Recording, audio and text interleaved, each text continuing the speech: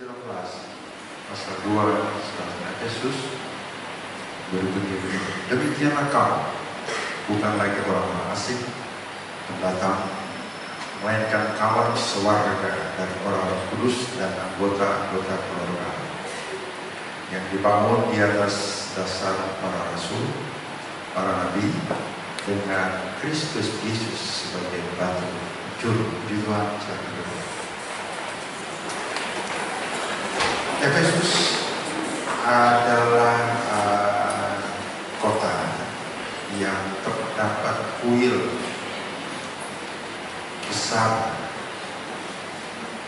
disembah oleh orang-orang Efesus sendiri dan juga menjadi objek turis bagi masyarakat Asia kecil terutama. Ketergantungan mereka pada berhala yang menjadi keyakinan mereka berubah setelah kehadiran rasul-rasul Paulus antara lain dengan Injil yang dia sampaikan. Singkat cerita, orang-orang Efesus beralih, memutuskan diri percaya kepada Tuhan, meninggalkan kehidupan lama dan membuat pilihan untuk percaya kepada Tuhan. Perubahan dari hidup lama datang kepada kehidupan baru. Paulus berkata, kamu sekarang bukan lagi asing. Kalimat pertama dari ayat tersebut, bukan asing. Ayat 19, kamu sewarga dengan orang-orang kudus. Dan yang menarik buat saya adalah bagian terakhir, anggota-anggota keluarga Allah. Dan pagi saya singgung sedikit ilustrasi ini. Seandainya saya ini keluarga Pak Presiden, kan lain kondisinya, kan lain perasaannya jika menjadi bagian atau anggota keluarga Presiden. Paulus berkata, kamu sekarang jadi keluarga Allah, bagian dari kerajaan Allah sendiri, tergabung bersama-sama dengan orang-orang kudus yang lain sebagai warga negara sorga. Saya ingin bicara tentang keluarga. Pertama kali kita tahu keluarga dibentuk lembaga ini oleh Tuhan ketika dia selesai dengan ciptaan yang terakhir manusia yaitu Adam. Lalu dalam rancangan sebelumnya bahwa Adam tidak boleh hidup sendiri, Adam tidak diizinkan Tuhan untuk sendiri. Ternyata tujuan Tuhan dalam hal ini adalah keluarga. Keluarga itu terdiri sedikitnya dua orang. Jika hubungan mereka satu dengan yang lain membuahkan keturunan, akan ada anggota keluarga lebih. Jadi ada anak, kemudian ada cucu-cucu dan seterusnya. Tuhan ingin melihat lembaga keluarga ini menjadi sebuah tempat yang menjawab Adam dan Hawa sebagai apa di dalam. Sebelum saya jelaskan bahwa setelah Tuhan selesai dengan ciptaannya khusus mengenai Adam, maka dia berpikir bahwa perlu ada seseorang sebagai pendamping Adam. Perbedaan antara ciptaan Tuhan atas Adam dan Hawa, kalau Adam masuk dari luar, sementara Hawa kehadirannya itu bagian dari Adam sendiri. Diambil rusuk Adam itu, kemudian dibuat Tuhan sedemikian rupa, lahirlah Hawa di samping Adam. Jadi kesimpulannya begini, jika Hawa membutuhkan Adam, maka memang alasannya kuat karena Hawa itu bagian dari Adam. Dan sebaliknya juga, jika Adam tertarik kepada Hawa, alasannya juga jelas, sebab Hawa itu adalah bagian dari dirinya. Hawa itu adalah satu bagian dari rusuk Adam, diambil Tuhan, lalu lahirlah Hawa. Ketergantungan, ketertarikan satu dengan yang lain seringkali menjadi sebab persoalan-persoalan yang kita kenal sekarang. Wanita jatuh hati kepada pria, pria jatuh hati kepada wanita, tidak peduli status masing-masing. Saya tidak akan berbicara mengenai hal ini, tetapi yang saya maksudkan sekarang adalah bahwa dengan adanya Hawa diambil dari Adam, logis bila mana Adam tertarik kepada Hawa. Bila mana Hawa tahu bahwa dia memang hadir di samping Adam, berasal, bersumber dari Adam sendiri, wajar juga bila mana Hawa tertarik dengan Adam. Dia bergantung kepada Adam. Dalam hal ini tidak ada yang keliru, tidak ada yang salah. Yang salah adalah ketika kedudukan masing-masing, posisi masing-masing diselewengkan oleh yang bersangkutan. Hawa ingin memanfaatkan Adam untuk kepentingan dia. Adam juga memanfaatkan Hawa untuk kepentingan Adam sendiri. Kalau di dalam keluarga, di dalam lembaga ini, saya telah katakan tadi, Tuhan hadirkan dua orang ini, ada perbedaan, memang sengaja dibuat Tuhan berbeda, supaya nampak keistimewaan, kelebihan, keistimewaan masing-masing.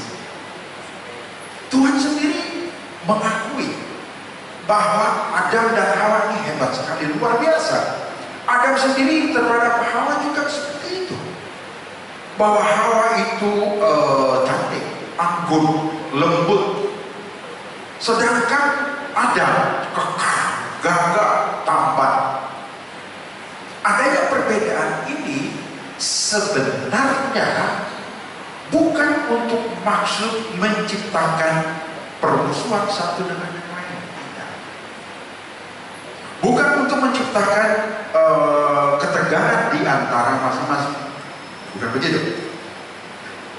Peran dari dua orang ini, misalnya Adam sebagai kepala, lalu kemudian istrinya Hawa sebagai penolong, fungsi itu dijalankan dengan benar, maka keluarga yang dimaksud oleh Tuhan, lembaga yang dibentuk oleh Tuhan, itu merupakan lembaga yang ideal sekali.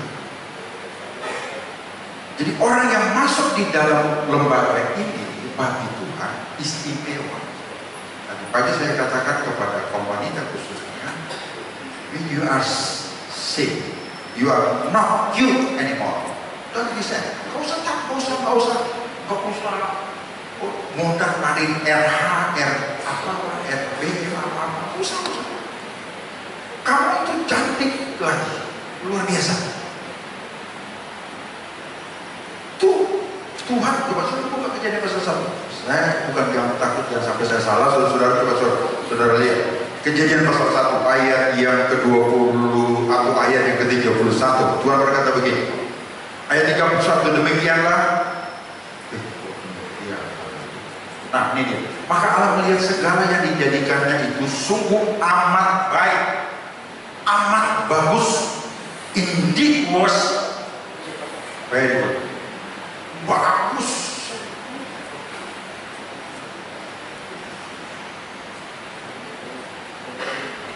Bagus. Nah kalau Tuhan saja memberikan penilaian terhadap saya dan terhadap Anda semua, bagus, istimewa, mengapa kita yang bersangkutan kok mengklaim diri jelek, mengklaim diri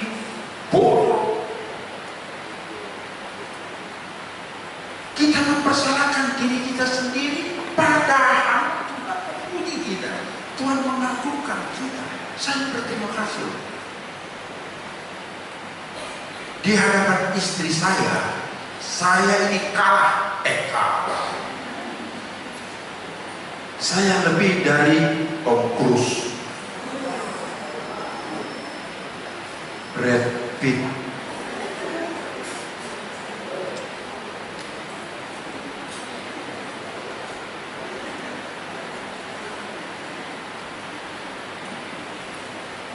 dari berapa pilihan pria-pria yang keren-keren, saya mengalahkan semua mereka. Luar biasa kan? Cuma karena anugerah,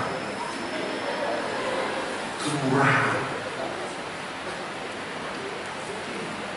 Begitu juga dia.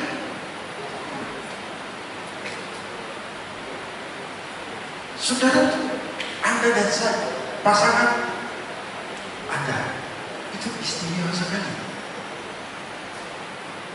Tuhan memuji, Tuhan memberikan rasa kagum, lalu dia bisa tempatkan di samping masing-masing. Saya tidak tahu alasan mengapa kita menjelek-jelekan pasangan kita. Saya tidak tahu. Cuma di Indonesia ada istilah apa? Rumput tetangga lebih bagus dari saudara jawab saya. Biasa jadi korban mereka kasihan. Tapi begitu, memang namanya juga ketertarikan. Tapi itu tadi saya katakan bahwa saya tidak ajar saudara munafik. Kalau saudara duduk di mall sambil cappuccino, duduk tiba-tiba jeruk Perez lewat, Julia Perez bisa jadi lewat gitu dari Yesus.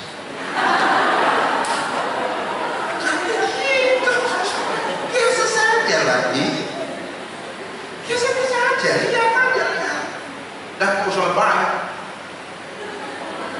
Biasa saja, biasa. Yang tidak biasa, diam-diam, maaf sebentar maaf ya, seperti dia di belakang sana. Nah itu tidak biasa.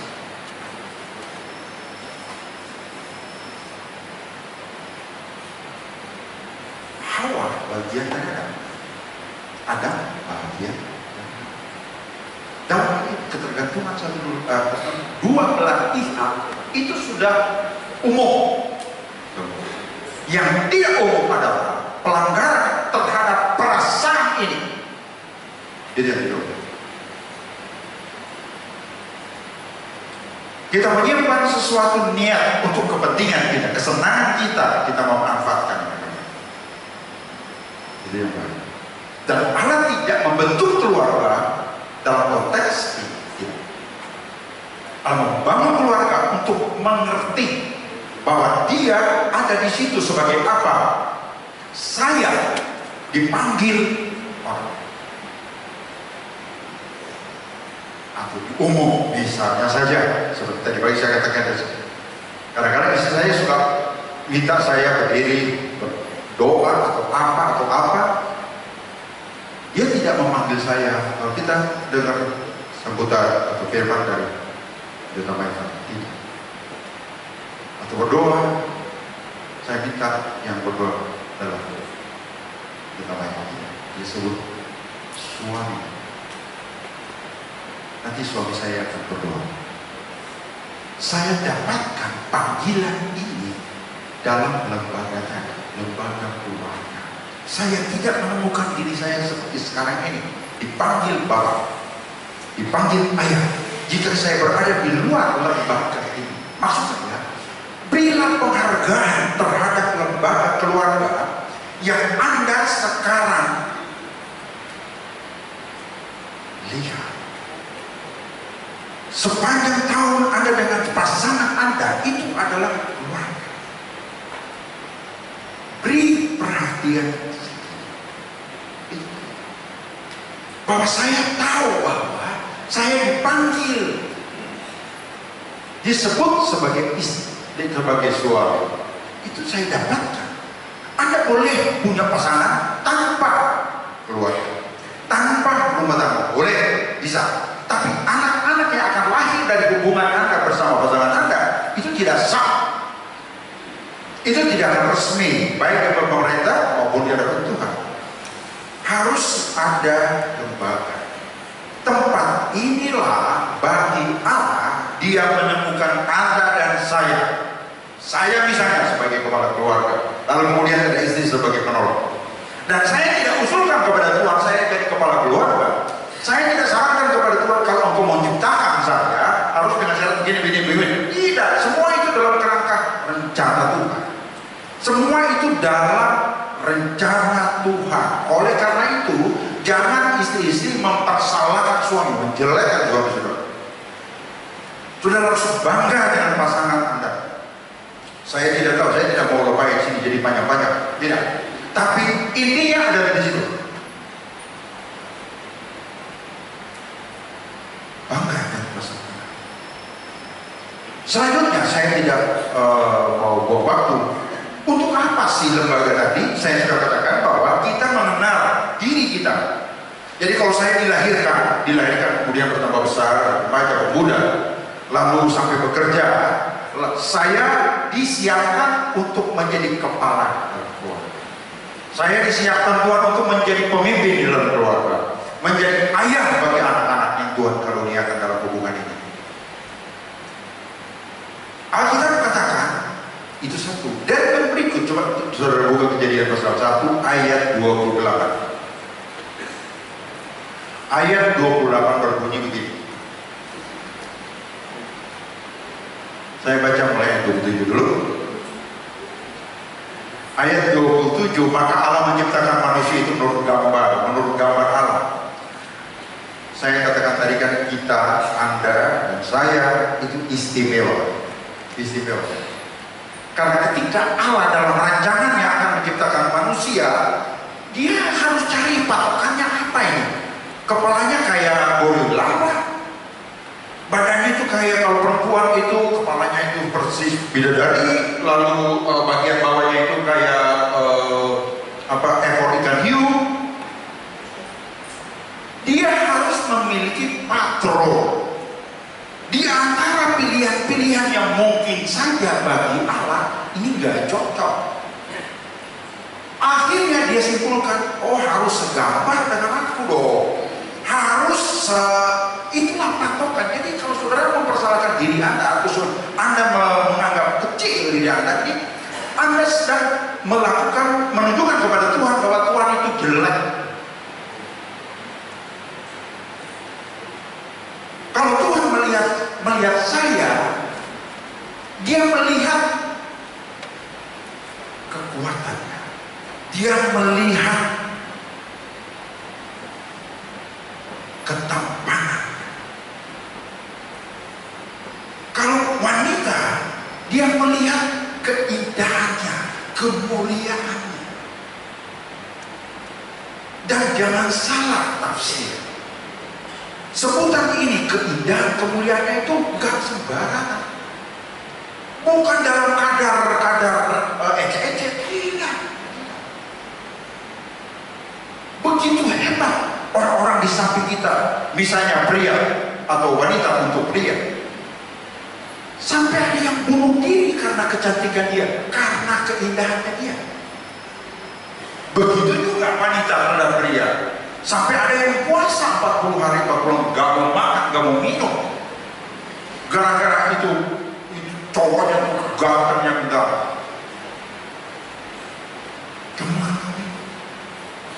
Begitu istimewa saudara. Kalau Tuhan membentuk kita dengan ukuran yang asal saja Dia ambil modelnya kayak gimana itu,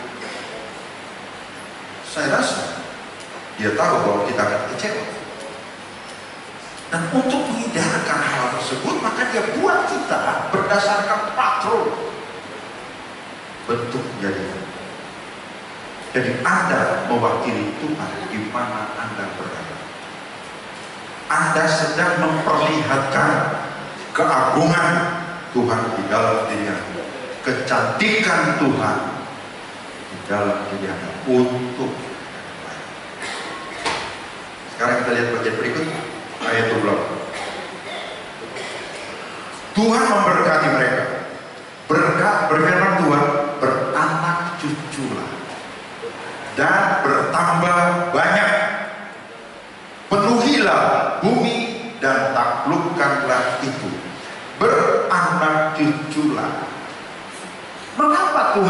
saya menciptakan seperti yang sekarang dilakukan oleh beberapa hamba Tuhan, menyetujui entah alasan apa saya tidak tahu. Doni sama Dono kok bisa sama-sama sih? Alkitab katakan bukan itu, beranak cuculah. Saya lahir dari ibu saya, ayah saya sudah meninggal, ibu saya sudah meninggal. Kelahiran saya resmi, sebab ketika mereka membangun rumah tangga disahkan, di pernikahan mereka itu dicatatkan pada pejabat sipil pemerintah, jadi sah. Saya tahu saya ini anak dari kehidupan melalui keluarga, beranak cucu. Lalu berikut, penuhilah bumi, taklukkanlah itu, berkuasalah atas ikan-ikan di burung dan burung-burung di udara, atas segala binatang yang merayap di bumi. Perhatikan baik-baik, beranak cuculah, jadi pada memberi keturunan. Salah satu bagian pertanyaan saya dalam bimbingan pranikah adalah bagaimana kesanggupan seks Anda berdoa? Kakek, rotok, kita langsung miring sih pikiran kita. Kalau sudah bicara saya langsung saya lihat dia kelotot, dia lihat saya. Terus saya bilang, kenapa kamu? Apa yang kamu pikirkan? Saya tanya, bagaimana? Ya, kita nggak coba om. Saya tidak suruh kamu coba. Kamu periksakan ke dokter. Sudah periksa dulu. Dia diam-diam. Yang terjadi kemudian, setelah menikah, ternyata dia impoten. Gak punya anak. Bisa. 3 kasus saya ada. Kita hanya cenderung berpikir tentang pelanggaran seks. Kita hanya cenderung berpikir ke situ, pelanggaran. Padahal bukan itu. Banyak anak-anak muda sekarang yang tidak produktif. Saya tidak tahu penyebabnya. Kurang lebih 40%.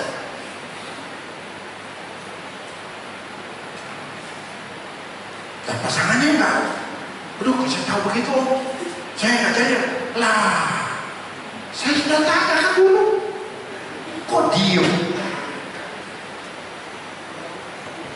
Udah bayar, udah pesta di apa namanya, di Jenerio,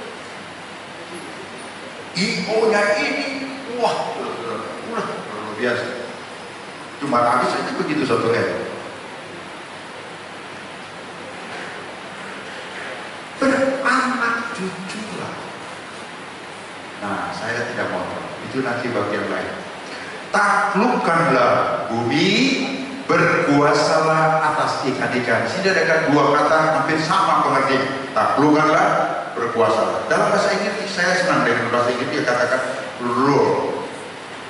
Rule over fish of sea, bird of air. Everything make. Rule, atur. Bukan cuma kuasai, tapi atur.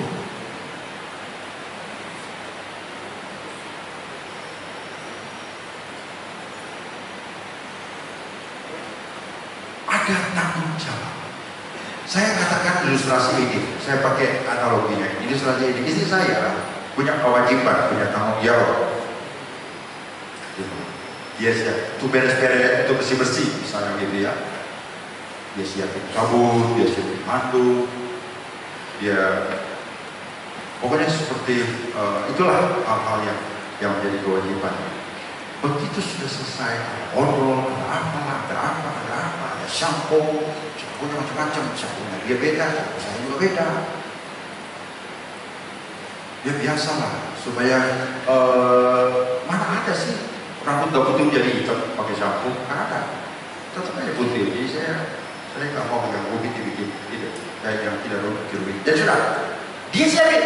Tapi setelah itu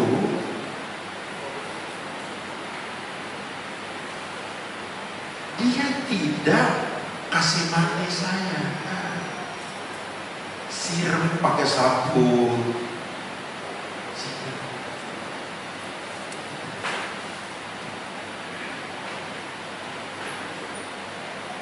Saya yang bertanggung jawab. And responsibility. And said everything about me. Saya yang bertanggung jawab atas saya. Saya harus pakai sabun dan dia punya sudah beli. Kita punya tanggung jawab. Saya hargai istri-istri yang begitu saja. Udah siapin semua, taruh itu sabun. Pak, saya udah taruh sabun ya. Odol ada di atas meja belajar Bapak. Persis di sebelah itu yang buku baca apa. Itu saya udah taruh di situ. Taruh di tempatnya. Itu sabun bukan di meja belajar juga. Odol taruh di tempatnya. Suami itu mesti ngerti. Jangan teriak-teriak. Ditaruh di mana? Supaya otak kita yang katanya paling mahal di dunia ini Indonesia kerja. Tanggung jawab pada apa sih akibatnya kalau tidak ada tanggung jawab? Tidak mampu mengurusi diri sendiri, tidak mampu memberes diri sendiri, tidak hanya menyusahkan kita, tapi alam juga rusak. Saudara bisa lihat nanti di tayangan ini.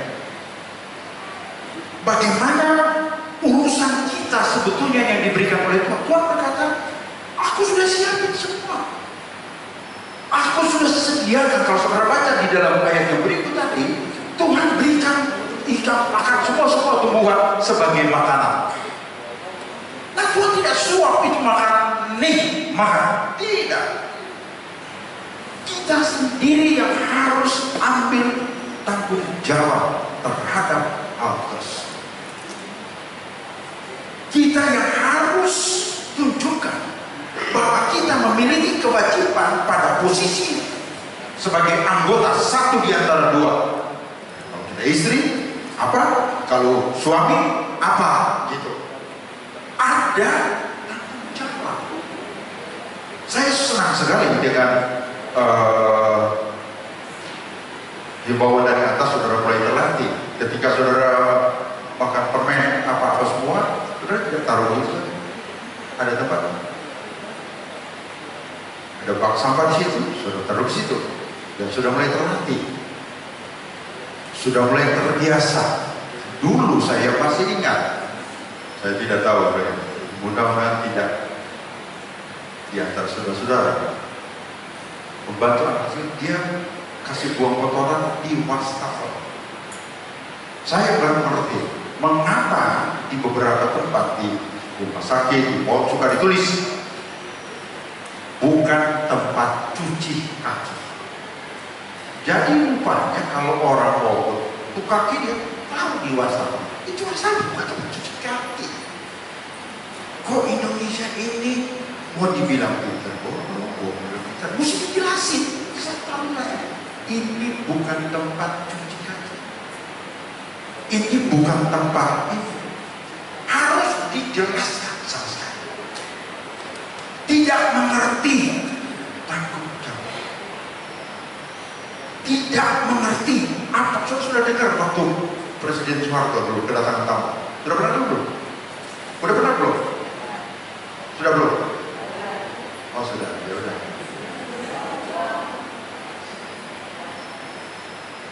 Dua presiden yang terkenal senyum, mantan presiden Amerika, Reagan, sama Presiden Soeharto.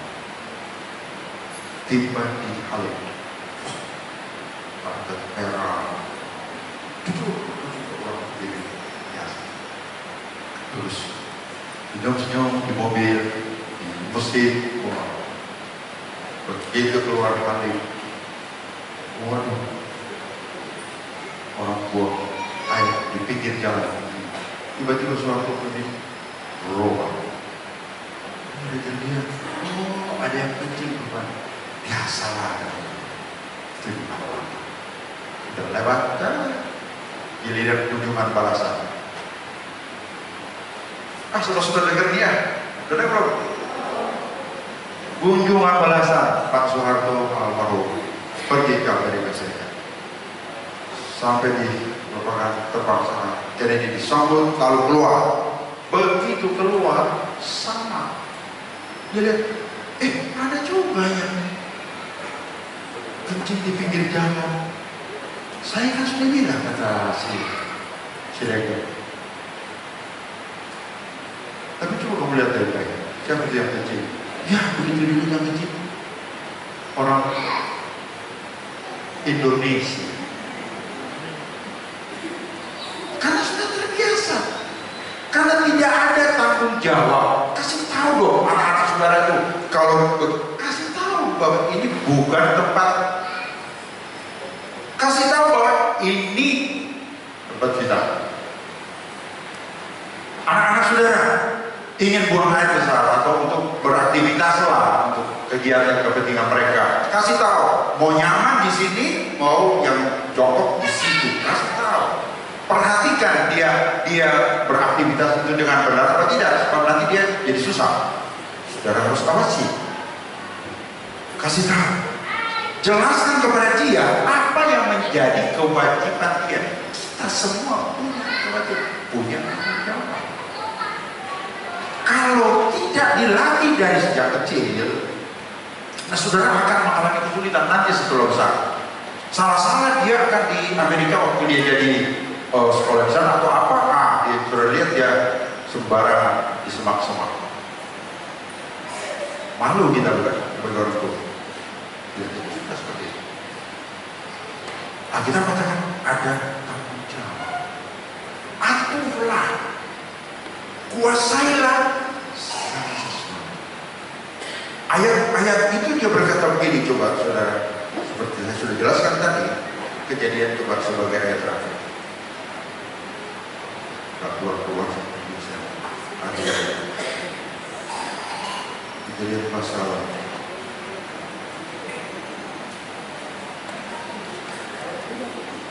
1 ayat yang ke-29.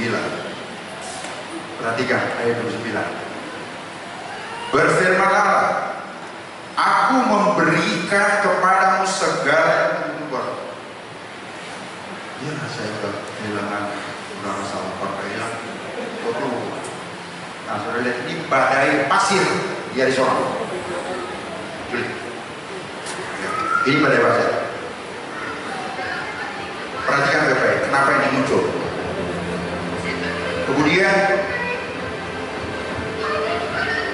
dan setiap bencana itu berujung pada masalah kesehatan, bermuara pada masalah ekonomi. Nah, kita lihat ini masih badai pasir.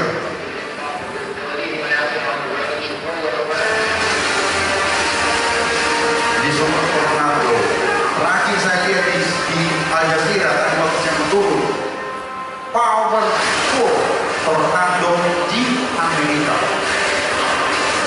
Jadi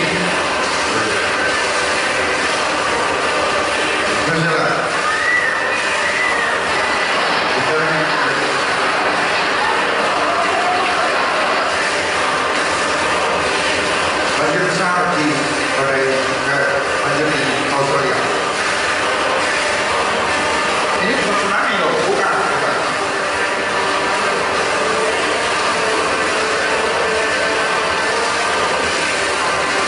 Di Borneo, Pak Adi yang tahu. Saudara lihat, jadi dia bergerak, tidak diam.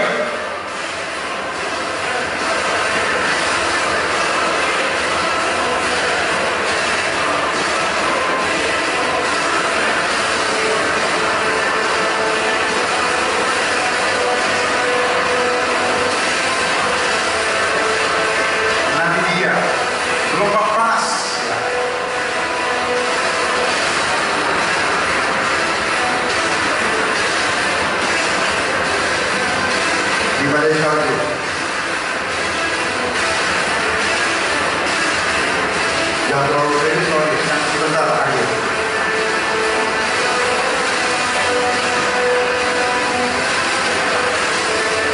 Harap kita tahu, pada saat di Amerika Serikat sudah memasuki 2 bulan.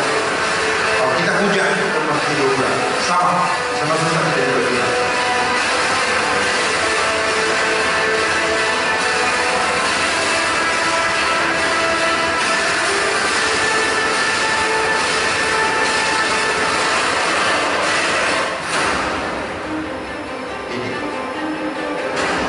Ikan yang di laut mati. Ini ikan-ikan, kita perlu ikan. Ini burung-burung yang di udara, ribuan tiba-tiba jatuh. Tuh, kawasan deh.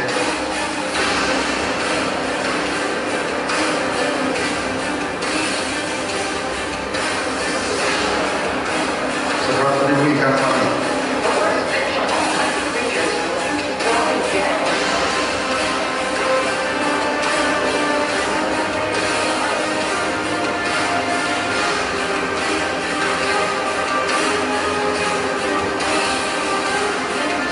Di Brasil,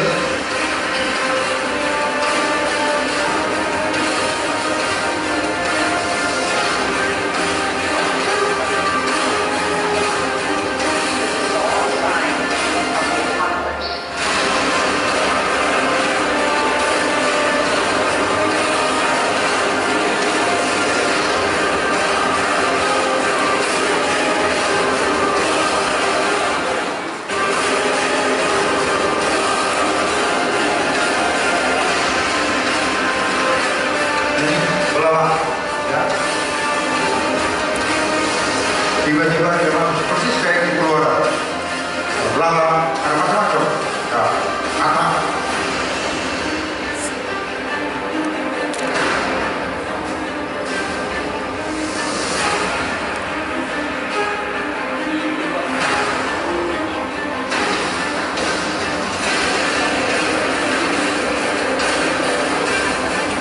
Walaupun terkenal dengan pantainya, sudah lihat apa yang terjadi di sana.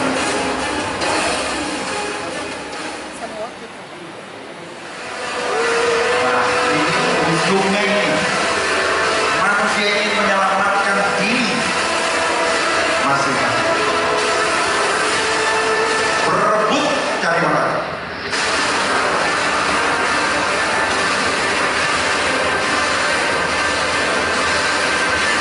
Kalau bencana,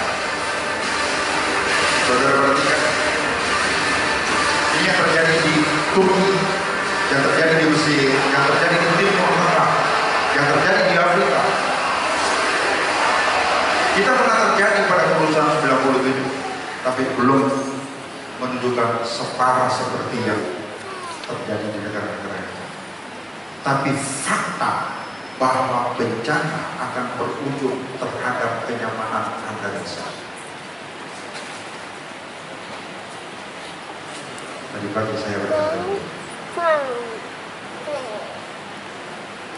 jika saya, Anda semua, generasi yang diizinkan Tuhan sebahagian bencana tersebut dilihat,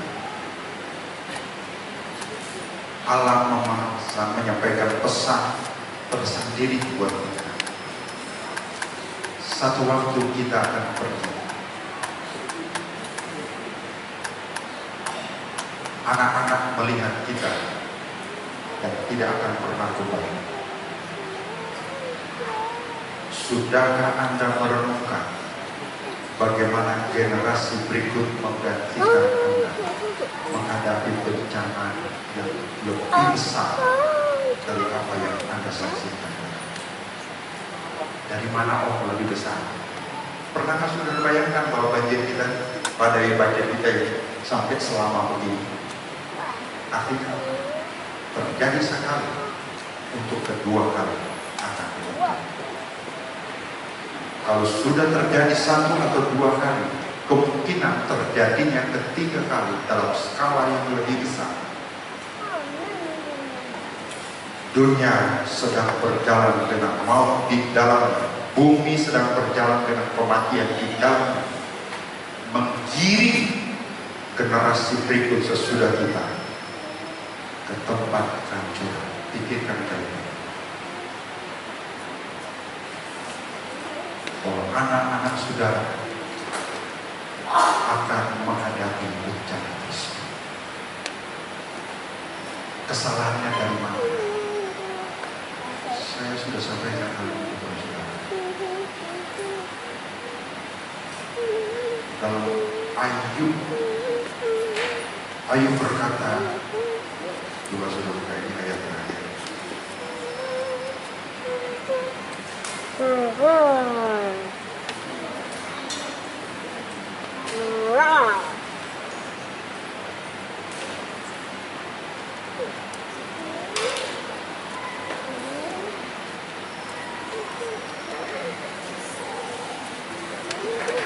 Kitab Ayub, dia berkata bahwa manusialah yang menjadi sebab.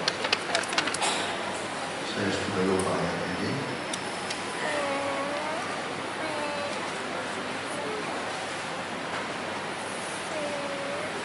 Padahal Ayub, ayat terakhir ya, sudah ya.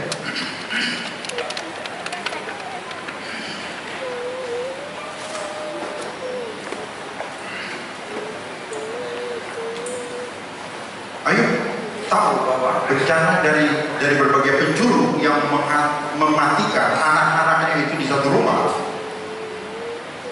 Dia tidak tanya dari mana sih dia angin ini, dari mana badai. Bisnisnya peternakannya itu habis dalam waktu seketika, bersamaan juga dengan anak-anaknya dicintai. Dia tidak tanya, dia cuma katakan bahwa bukan dari dulu, bukan dari tanah datang bencana, melainkan dari manusia sendiri.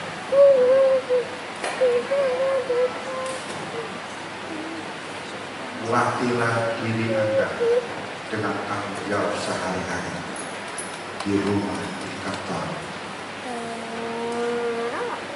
Baru minggu lalu saya khotbah, di jalan sana dengan gereja cuma berjarak 3 meter. Tetapi masalah kendaraan tidak salah, saudara. Tuhan karuniakan mobil baru, mobil bagus, tidak salah. Tapi cobalah saudara sabar ketika ada orang yang sedang mengurungkan anak. Saya lihat di sini sudah mulai menghargai, tapi ya karena kita ada gereja di sebelah, saya tidak pernah ingatkan mereka bahwa persoalan parkir itu persoalan serius. Tapi entah alasan apa saya tidak melihat mereka menghargai. Jadi bagaimana kita bisa menghargai orang yang tidak mau menghargai dirinya atas orang, kasihan orang. Jadi susah. Saya lihat mobil baru, tapi bukan berarti kita kehilangan etika menghargai orang, membuat orang di samping kita senang. Kalau di luar negeri, saya ingat waktu saya di Freeport, saya mau jalan ke supermarket di situ, saya mau beli sesuatu, saya nyebrang jalan, itu mobil Land Cruiser, dia berhenti 20 meter dari saya. Saya tanya, tadi kenapa itu mobil berhenti? Apa ada ini? Terus dia kasih tahu, memang aturannya begitu.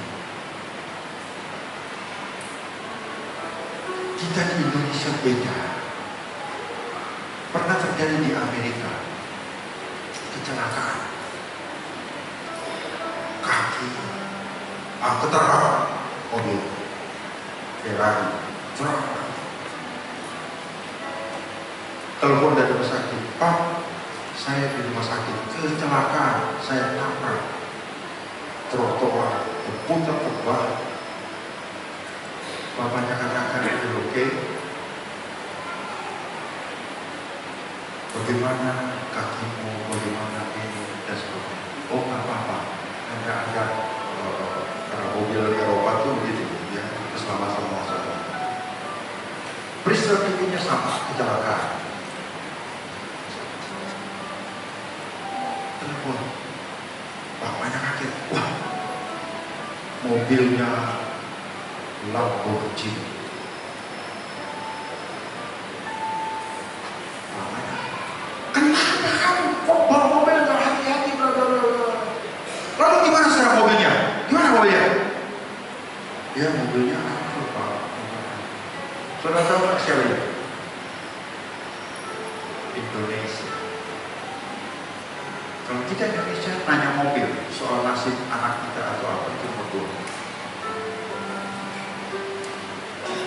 Kita selalu merasa kebanggaan kita kalau kita hebat, kita kaya.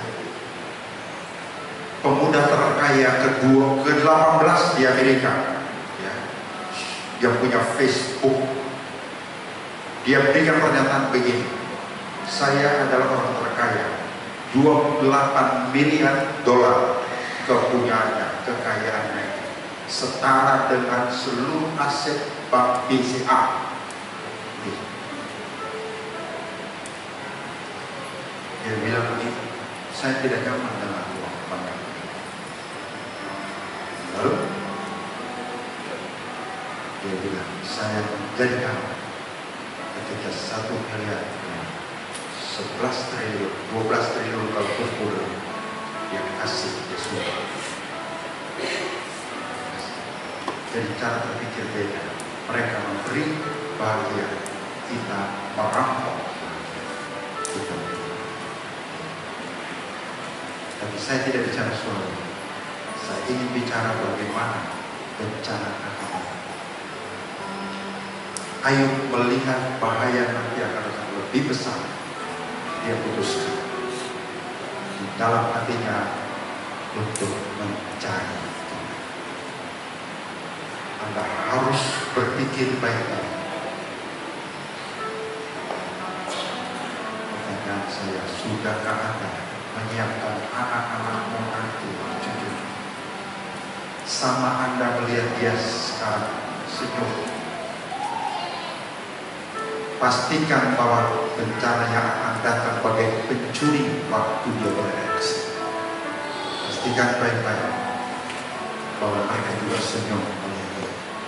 Tapi saya ragu, jika kita dipanggil Tuhan, saya katakan kepada saya, satu waktu engkau tidak akan melihat ayam seperti saat ini di dekat. Satu waktu saya akan melihat. Tidak untuk 3-4 hari, tapi untuk sekarang. Saya ingin menyampaikan hal ini agar kasihmu kepada Tuhan pastikan lebih baik dari hari-hari sebelumnya. Engkau tidak mempunyai orang yang begitu dekat memperhatikan Anda, tapi mereka diizinkan Tuhan ada di sampingmu untuk melihat Dia mencintai. Karena terbatas, ada satu saat dia harus berhenti. Pada waktu dia tidak bisa mempertahankan kehidupan selanjutnya, tidak akan pergi. Tapi anak-anak Anda akan melihat sebuah masalah serius. Biasakanlah setiap pagi, selamat pagi, good morning, are you okay? Saya awal-awalnya dari berat dia tidak mau jawab, tapi saya terus sama dia, selamat pagi. Dan ketika bertahun sudah, kalau saya tidak sapa, dia yang keluar. Mereka akan terlatih dengan cara yang baik sebagai warisan yang Anda akan turunkan untuk mereka. Anda bisa memilih di antara dua hal. Mewariskan hal yang baik dari cara Anda hidup, atau sebaliknya. Kita berhadapan dengan sebuah negara yang darurat, kalau saya katakan sih, punya pejabat kesehatan. Orang susah dibuang di pinggir jalan. ngurusin, mau masuk kamar, obat, masuk kamar lah. Waduh, saya mati. Kita punya betul transportasi nyaman. 80 orang setiap hari meninggal kecelakaan di jalan, lubang, apa macam-macam. Kita memiliki pejabat untuk urusan transmigrasi TKI, 16 miliar dolar per tahun devisa masuk dari mereka.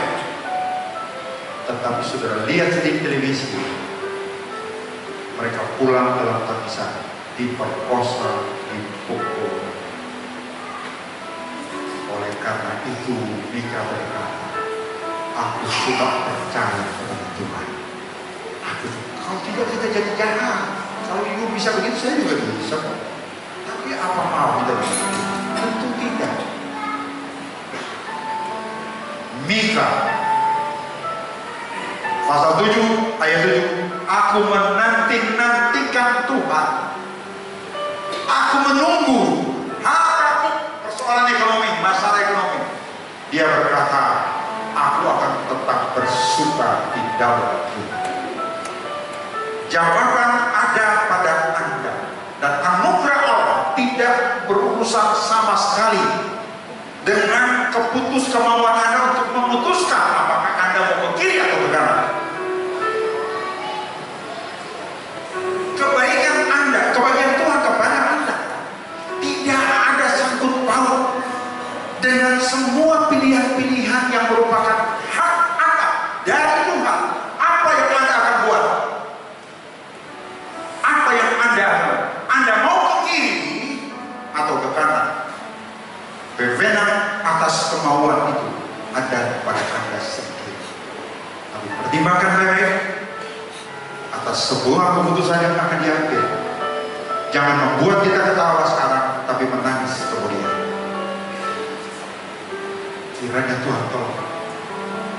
Anak-anak kita dunia sedang tumbuh jadi budak obat, budak seks. Sebutlah.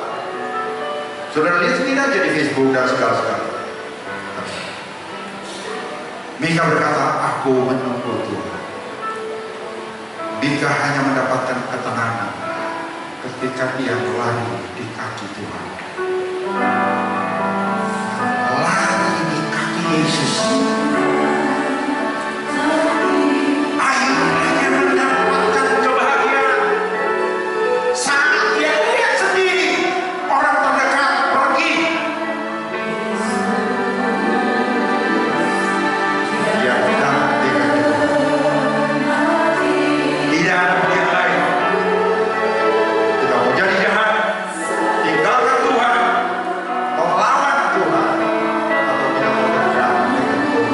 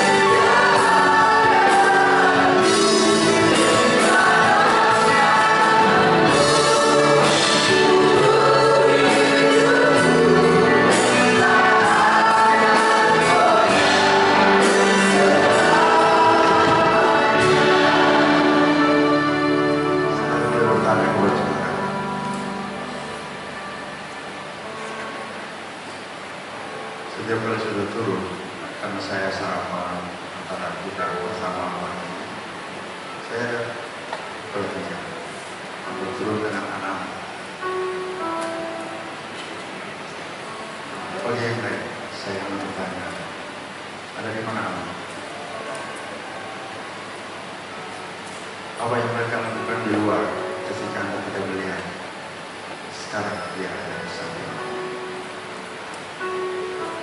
Saya pernah menangis 1 hari penuh, berhenti sejenak, kemudian menangis. Beberapa saat sebelum itu saya akan doa firman Tuhan di remaja di sini, satu ibadah besar, ibadah gabungan. Saya di belakang sana. Saya bilang, Tuhan, oh anak saya ini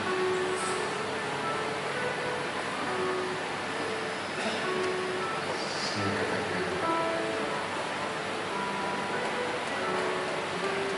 oh anak saya dari sini Tuhan. Saya tahu dia ada di mana dan apa yang sedang dia lakukan.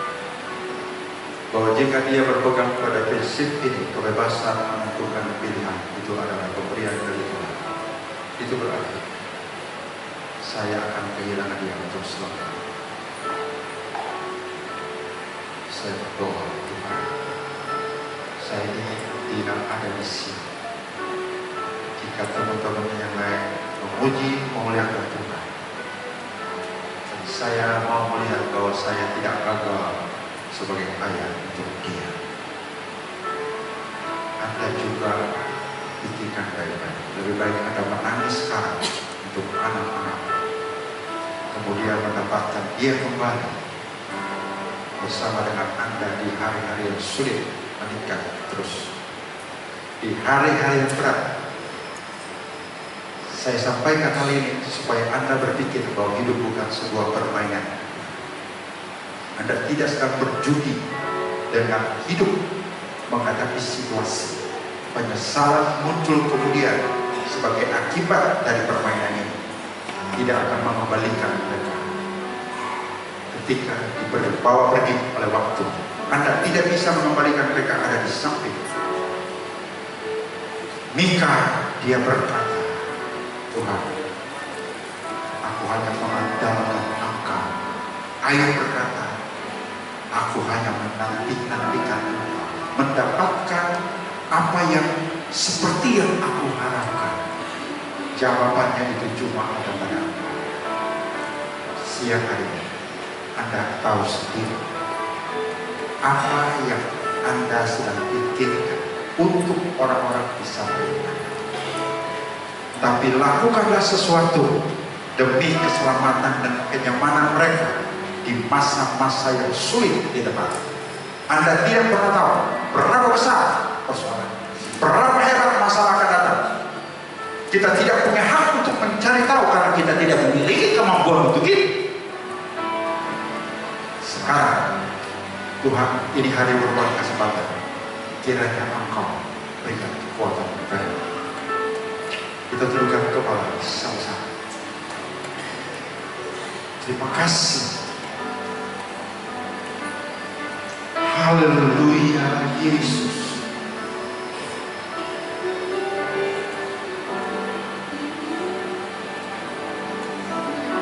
Berapa waktu, berapa banyak hari, jam dari Anda untuk anak-anak.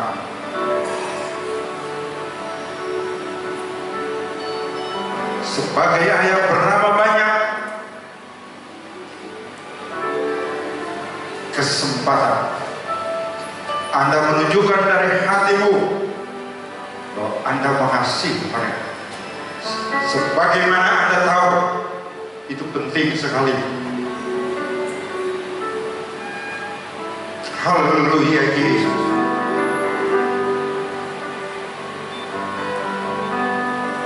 Pagi hari ini, di tempat di mana saudara berdiri, saya tidak menganjurkan Anda menangis. Saya tidak menyarankan. Tangisan tidak bisa mengubah segala sesuatu yang sudah berlalu kembali seperti semula. Tangisan Anda kepada Tuhan sebagai bukti bahwa Anda benar-benar serius dalam hidup ini, sama orang-orang yang Anda cintai, menjadi pertimbangan Tuhan. Kirbatku akan menampung semua semua air mata. Sampai pada satu saat, sampai pada satu waktu, kesedihanmu berubah menjadi sukacita.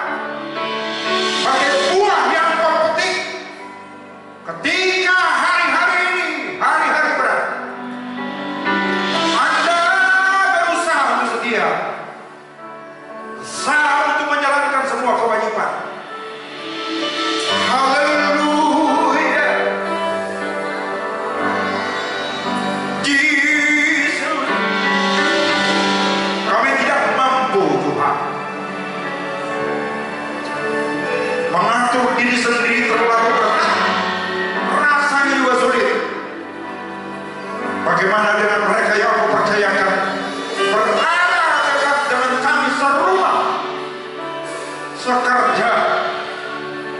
Buatlah kami mengerti, buatlah kami paham. Oh Yesus,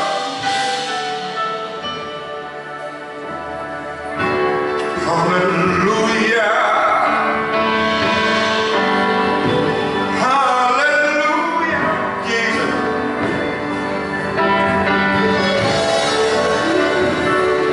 Kami kepala-kepala keluarga ada di sini, ibu-ibu yang dicintai oleh anak-anak kami ada di sini.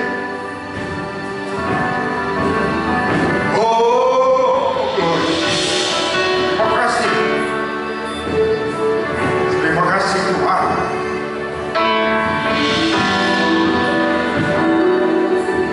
Jawaban ada pada Anda sendiri. Di mana suamimu, di mana anak-anakmu, di mana istrimu. Anda mengetahui bahwa Tuhanlah yang membangun rumah tangga, bukan anak. Anda ditempatkan di situ untuk menjadi berarti buat orang-orang di dekatmu. Haleluya, haleluya.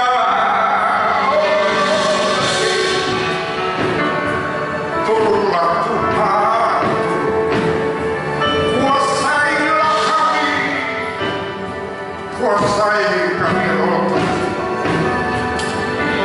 Yesus, Yesus. Terima kasih Allah yang setia. Kami memuliakan Engkau, tinggikan namamu. Tak ada Allah seperti-Mu, tak ada Tuhan sebaik, seistimewa, sehebat Engkau. Seperti yang kami ketahui dari firman-Mu.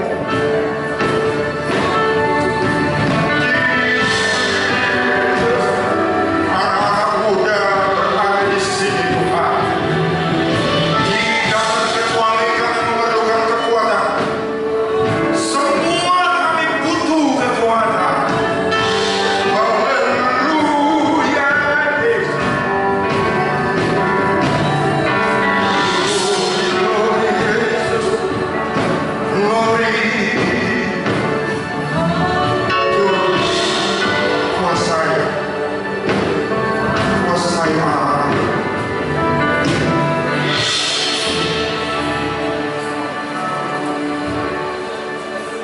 Angkat tangan buat tinggi-tinggi. Haleluya. Saya percaya Tuhan mencintai sehingga Dia hadir di sini. Dia mengasihi sehingga Dia menyiapkan dirinya memperhatikan kita dalam tekanan. Terima kasih.